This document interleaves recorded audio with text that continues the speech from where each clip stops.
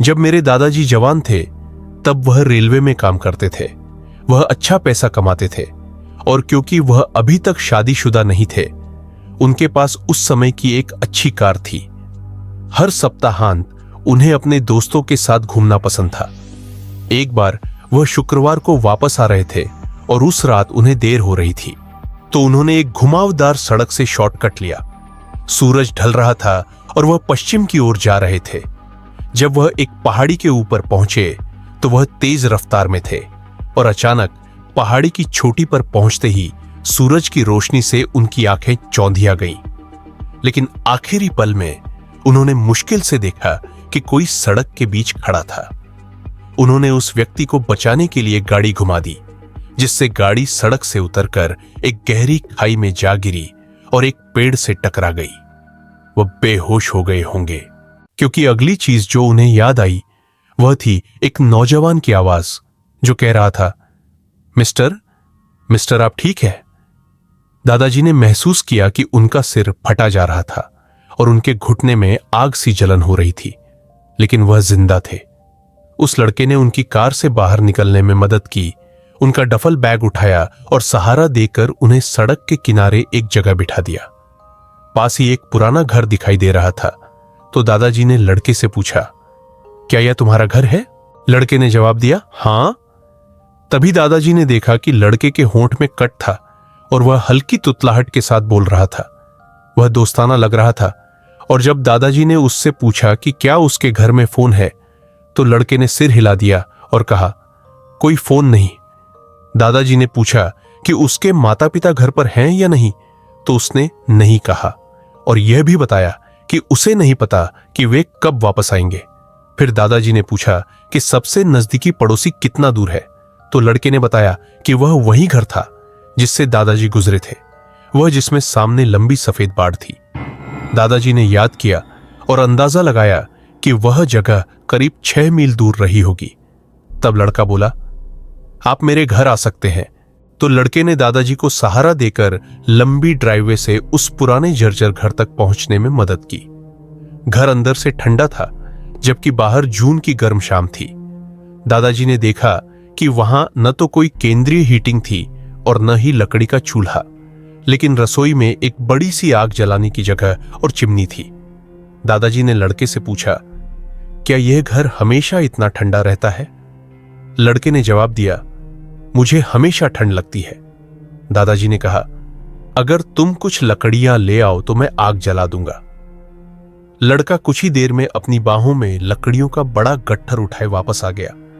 दादाजी ने आग जलाई और लकड़ियां काफी सूखी थीं, इसलिए कुछ ही समय में आग जोर से जलने लगी। लड़का आग के इतने करीब खड़ा था कि उसने अपने हाथ रगड़कर गर्मी को सोखना शुरू कर दिया। दादाजी ने उसे चेतावनी दी, संभल कर दोस्त, तुम जल जाओगे। लेकिन लड़के ने सिर्फ दोहराया, मुझे हमेशा ठंड लगती है। दादाजी ने फिर पूछा, तुम्हें भूख लगी है? मेरे बैग में कुछ सैंडविच है? लेकिन लड़के ने सिर हिलाते हुए कहा, मैं पहले ही रात का खाना खा चुका हूं। दादाजी ने अपना सैंडविच खाया, जबकि लड़का अभी भी आग के सामने खड़ा रहा, इतना करीब कि दादाजी को चिंता होने लगी, लेकिन उन्होंने कुछ नहीं कहा। उन्होंने घर के चारों ओर नजर दौड़ाई और महसूस किया कि वहां काफी समय से कोई नहीं रह रहा था। रात गहराने लगी थी और लड़का आग से मुड़ा और बोला, तुम मेरे बिस्तर पर सो सकते हो, मैं आग जलती रखूंगा। दादाजी ने कहा, मैं तुम्हें तुम्हारे बिस्तर से बाहर नहीं करना चाहता, और क्या तुम्हें यकीन है कि कोई पड़ोसी यहां से नहीं गुजरेगा? शायद कोई मेरी कार के लिए मदद कर सके। लड़के ने जवाब दिया, कोई यहां तक नहीं आता, सब भूतों से डरते हैं। यह सुनकर दादाजी थोड़ा सिहर गए और बोले, भूत? कौन से भूत? लड़का बोला, सब कहते हैं कि यहां भूत रहते हैं, लेकिन मैंने कभी नहीं देखे। मुझे तो बस एक ही चीज से डर लगता है, डरावने सपनों से। दादाजी ने पूछा, तुम्हें बुरे सपने आते हैं? लड़के ने कहा, हां, हर रात वही सपना। एक विशाल स्वर मुझे दौड़ाता है और खाने की कोशिश करता है, लेकिन मैं जाग जाता हूं। दादाजी ने पूछा, क्या तुम्हें कभी असल जिंदगी में किसी स्वर ने दौड़ाया? लड़के ने जवाब दिया, हां, उसने बताया कि उसने एक मां सुअर के बच्चे को टांग से पकड़कर हिलाया था, जिससे वह जोर जोर से चिल्लाने लगा। गुस्से में मां सुअर ने उसका पीछा किया, उसे गिरा दिया और बुरी तरह काट लिया। दादाजी बोले, शायद इसलिए तुम्हें ये बुरे सपने आते हैं। लड़के ने बस सिर हिलाकर हामी भर दी। दादाजी ने महसूस किया कि अब वे बहुत थक चुके हैं और उनके शरीर में दर्द हो रहा है। उन्होंने लड़के का शुक्रिया अदा किया कि उसने उन्हें अपने बिस्तर पर सोने दिया, जो कमरे के कोने में आग के पास था। लड़के ने कहा कि वह आग जलती रखेगा और दादाजी के सोते समय उनकी देखभाल करेगा। दादाजी ने बताया कि उनकी नींद एक अजीब झटके से खुली। उन्होंने वही सपना देखा था जो लड़के ने बताया था।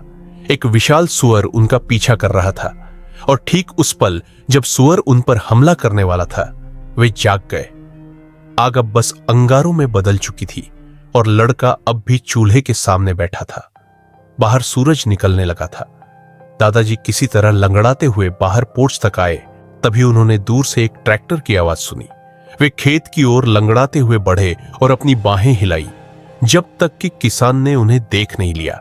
जब किसान पास आया तो दादाजी ने उससे पूछा कि क्या वह उनकी कार को खड्ड से बाहर निकाल सकता है। किसान ने हां कहा और फिर पूछा, आप ठीक तो हैं? दादाजी ने जवाब दिया, हां, मैं ठीक हूं। फिर वह ट्रैक्टर के पहिए के किनारे बैठकर उस जगह तक गए जहां उनकी कार सड़क से उतरी थी।